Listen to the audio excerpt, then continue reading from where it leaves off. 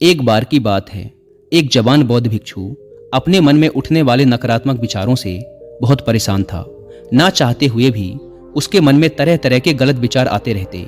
उसका स्वभाव भी काफी चिड़चिड़ा हो गया था। वह बात बात पर गुस्सा हो जाता, दूसरों के प्रति जलन और नफरत की भावना रखता, लोगों की बुराई करता और अपने मन में तरह तरह की नकारात्मक कल्पनाएं करता। वह अपनी इन सब बुरी आदतों से बहुत परेशान हो चुका था। उसने बहुत से तरीके आजमाए, बहुत प्रयास किया अपने अंदर के इन बुरे विचारों को खत्म करने का, लेकिन कोई भी तरीका काम नहीं कर रहा था। अंततः एक दिन परेशान होकर उसने अपने गुरु के पास जाने का निर्णय किया। गुरु एक बहुत ही बुद्धिमान और आत्मज्ञानी व्यक्ति थे।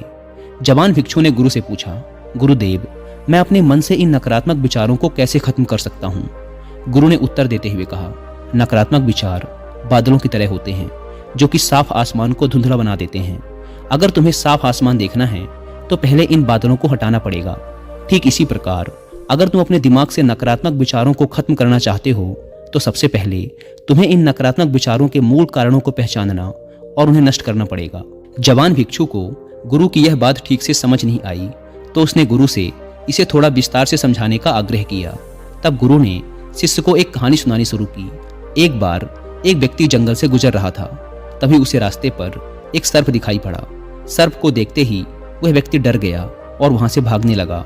जैसे ही वह दौड़ा, उसका पैर एक पत्थर से टकरा गया और वह वहीं गिर पड़ा। उसने खुद को बुरी तरह घायल कर लिया था। जब वह उठा और पीछे मुड़कर देखा तो पाया कि वहां कोई सर्प नहीं बल्कि सर्प के आकार की एक लकड़ी थी जो कि रास्ते पर पड़ी हुई थी। यह देखकर उस व्यक्ति को महसूस हुआ कि उसे नुकसान पहुंचाने का कारण वह सर्प नहीं बल्कि उसके खुद के अंदर बैठा डर और नकारात्मक विचार हैं जिसने उसे घायल कर दिया।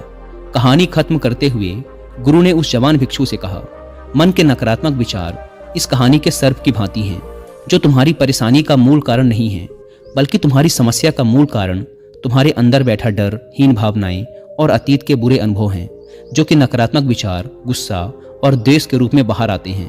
इसीलिए अगर तुम्हें अपने मन से नकारात्मक विचारों को खत्म करना है तो इसके मूल कारण को पहचान कर उसे नष्ट करना होगा। अब हम इस कहानी को अपने जीवन में कैसे लागू कर सकते हैं, इसके लिए कुछ प्रैक्टिकल टिप्स हैं। पहला, माइंडफुलनेस यानी जागरूकता का अभ्यास करो। अपने विचारों और भावनाओं के प्रति जागरूक रहो।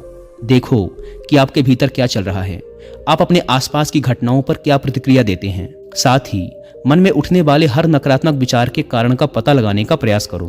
दूसरा, अपने अतीत की बुरी यादों, बुरी घटनाओं और बुरे अनुभवों को स्वीकार करो और खुद को व दूसरों को माफ कर दो। तीसरा, आभारी रहो। अपने जीवन के सकारात्मक पक्ष पर अपना ध्यान केंद्रित करो और आपके पास जो कुछ भी है उसके लिए इस ब्रह्मांड का आभार व्यक्त करो।